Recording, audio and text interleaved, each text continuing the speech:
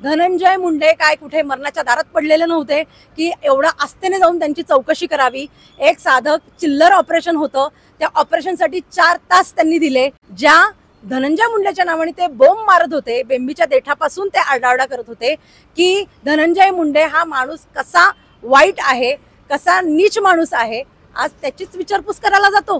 तर ते खरंच संजय सिंघानिया झालेत की काय? आता खरंच त्यांना काही आठवत नाही का गेल्या कित्येक महिन्यात ते काय कुठली भूमिकेत होते? असं अचानक घुमजाव त्यांनी समाजाच्या विरुद्ध केल्यावरती त्यांच्या तोंडाला काळच फासलं पाहिजे।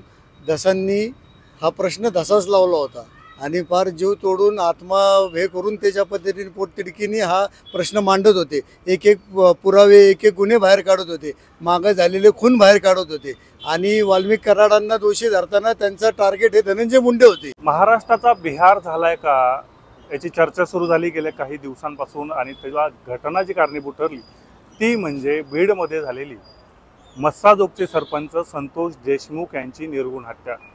ही हत्या झाली, या हत्येमध्ये अनेक बडी नावं पुढे आली, त्यातील एक नाव म्हणजे वाल्मिक कराड आणि याच वाल्मिक कराडचे जवळचे मानले जाणारे मंत्री धनंजय मुंडे यांचा देखील यामध्ये हात आहे आणि त्यांचे अनेक प्रकरण गेल्या अनेक दिवसांमधून पुढे आणण्याचं काम केलं ते भाजपचेच आमदार सुरेश धस यांनी।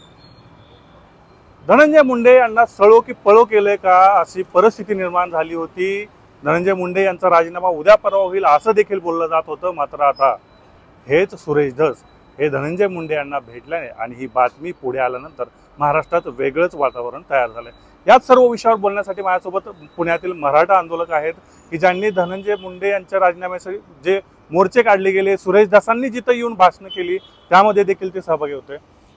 पुण्यामध्ये असो किंवा महाराष्ट्रामध्ये बीडचे सरपंच संतोष देशमुख मस्साजोगचे यांच्या हत्येनंतर एक वेगळं वातावरण तयार झालं आणि या वातावरणात कुठंतरी जास्त धग देण्याचं काम सुरेश धसांनी केलं। आज तेच सुरेश धस धनंजय मुंडे यांना भेटताय, काय पहिली प्रतिक्रिया?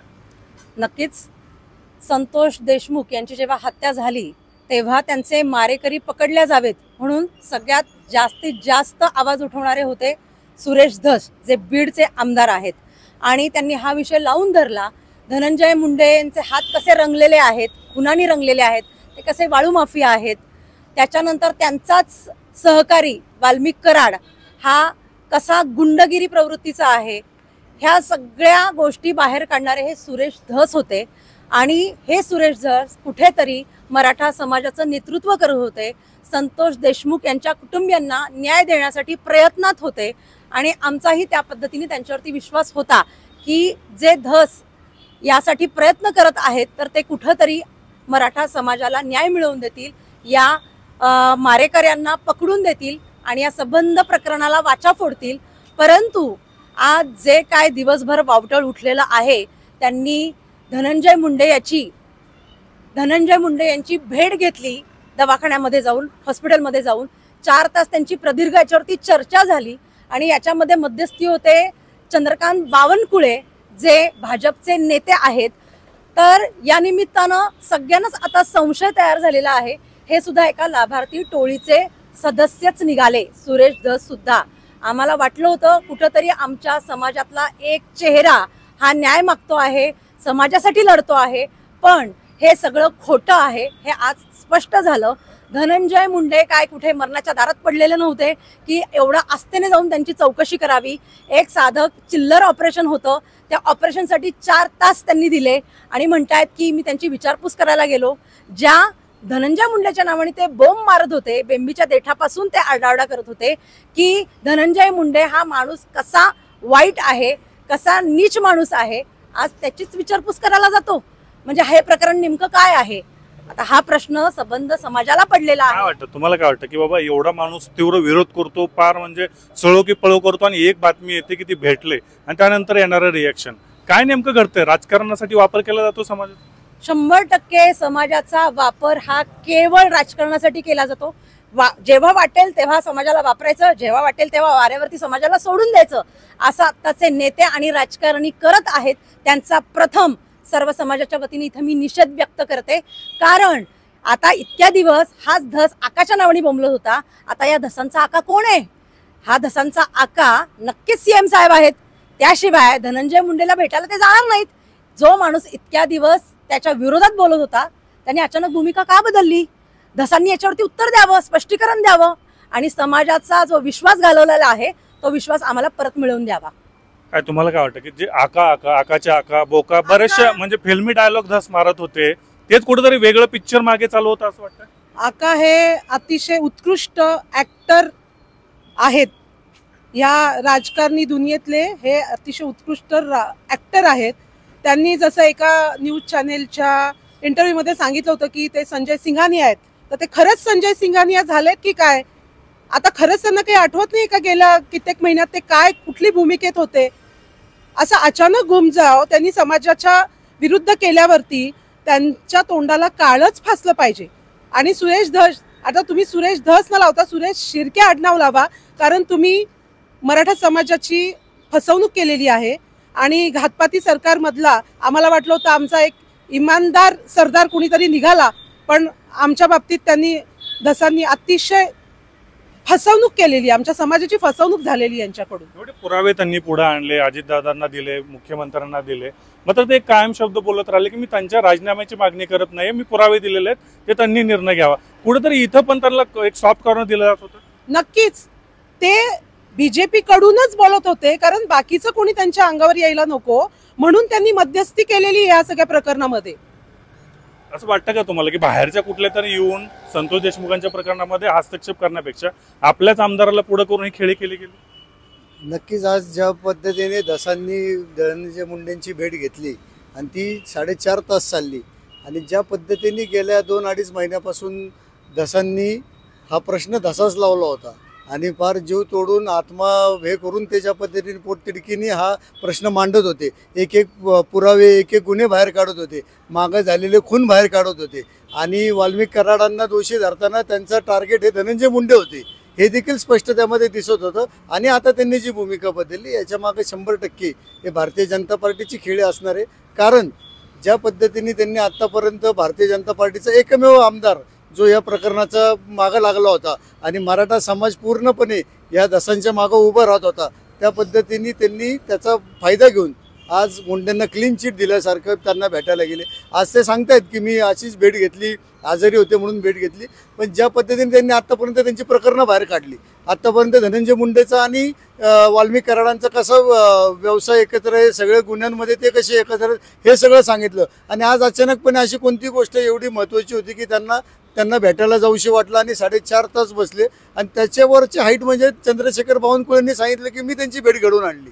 याच भेटीमध्ये ते म्हणतात की त्या दोघांमध्ये मनभेद नाही आहेत, काही मतभेद आहेत.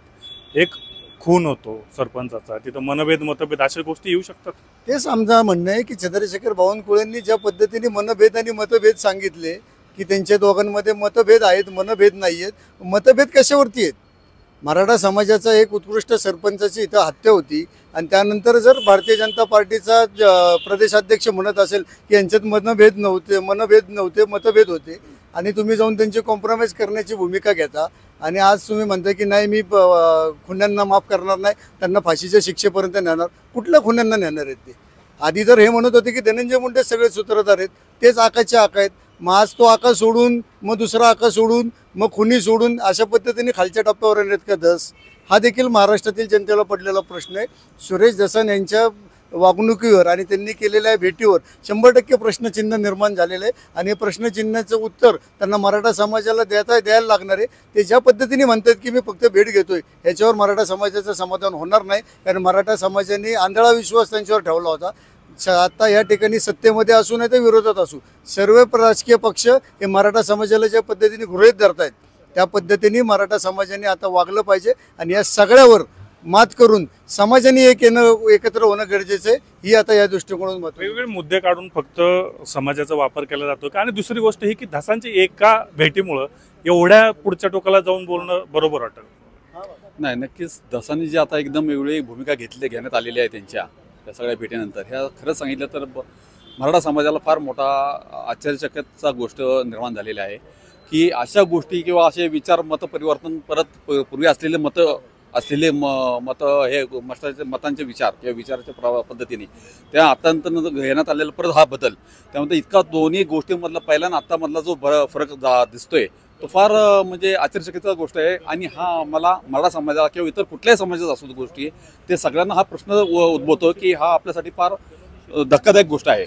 आणि ह्या गोष्टीमुळेच आम्हाला फार मोठा दसांबद्दल प्रश्न निर्माण होत आहे की त्यांनी नक्की एक कुठली तरी एक व्यवस्थित भूमिका घ्यावी, जेणेकरून त्यांनी जरी पक्षाचा विचार करण्यापेक्षा पहिलं समाजाचा विचार करावा, मग त्यापणे मराठा लोकांचा विचार करावा आणि त्यावर झालेला अत्याचार असेल किंवा काय असेल त्याबद्दल त्यांनी भूमिका स्पष्ट मांडावी. हे कुठेतरी मगरीचे अश्रू होते असं म्हणावं लागलं. मगरमच्छेच असू होते. हे एक नंबरचा नाटकी आणि खोटारडा माणूस निघाला हा सुरेश धस. त्याच्यासारखा खरोखर ऍक्टर आम्ही एवढ्या दिवसात पाहिला नव्हता. 70 दिवस झाले धनंजय आपले देशमुख यांची मुलगी न्याय मागते आहे. ती सांगते आहे की मी समाजाकडे न्याय मागते, मी सरकारकडे न्याय मागत नाहीये. मग या 70 दिवसानंतर त्यांची बुद्धी भ्रष्ट झाली आहे का?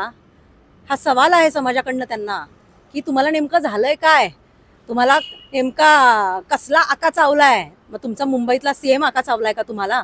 त्याच्यामुळे तुम्ही आता ह्या अशा पद्धतीने तुमची आता पुढची खेळी खेळता आहात. म्हणजे इतक्या दिवस मराठा क्रांती मोर्चामध्ये किंवा सर्व प्रकरणामध्ये भाजपचं कोणी प्रतिनिधित्व करत नव्हतं किंवा भाजपला ते फुटेज मिळत नव्हतं, म्हणून तुम्ही तुमचा माणूस तात्पुरता सोडला होता का मग या सगळ्या प्रक्रियेमध्ये? हा संशय आता आम्हाला निर्माण झालेला आहे. सर्व पक्षीय ह्या सगळ्या विषयामध्ये उतरलेले होते आणि पोटतिडकीने हा विषय लावून धरलेला होता. अशा वेळी जर भारतीय जनता पार्टीचा सुरेश धस हा आमदार जर असा U-टर्न मारत असेल तर आता विश्वास ठेवणं अवघड आहे समाजासाठी. समाजाची काय भूमिका असली पाहिजे एक घटक म्हणून? का एक घटक म्हणून मला असं वाटतं त्यांनी आता पूर्णपणे समाजाची माफी मागितली पाहिजे आणि धनंजय मुंडेंच्या राजीनाम्याची मागणी करत त्यांनी स्वतःच उपोषणाला बसलं पाहिजे, तरच त्यांच्यावरचा हा दाग धुतला जाईल. तर ह्या मराठा समाजातील घटकांचे युवक आहेत किंवा ते प्रतिनिधित्व करणारे आहेत, त्यांच्या ह्या भावना आहेत या सुरेश धसांपर्यंत नक्कीच पोहोचतील आणि आपण काय करतोय याची जाणीव त्यांना होईल एवढंच अपेक्षित होतं.